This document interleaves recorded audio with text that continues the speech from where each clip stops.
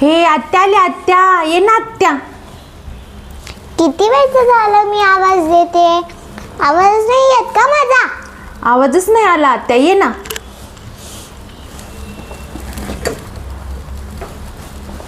कुठे आहे माझा दादा?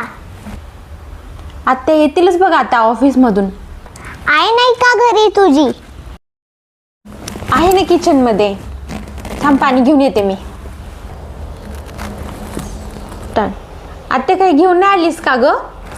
हा आले की, मोकळी हात नाही आली आहे. घे सोनपापडी. आत्या हे सोनपापडीचा तर चुराच झालाय बघ. झाला असेल की, वाटत काय कडी कमी खड्डे आहेत का? कुठं निघाली नवी साडी घालून? नंदन आली तर बसावं, बोलावं. ती चालली मामाला राखी बांधायला. तुझ्या मामाला तिथं बोलवायचं होतं की. मग तू कशाला आलीस तुझ्या भावाकडं? तू पण बोलवून घ्यायचं होते की तुझ्या भावाला तिकडेच. कशाला आली म्हणजे? माझा बापाचं घर आहे,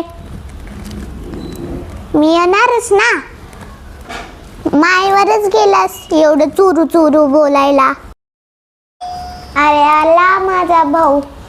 हिय रे, पटकन तुला राखी बांधते, पुन्हा मी जाते माझ्या घरी.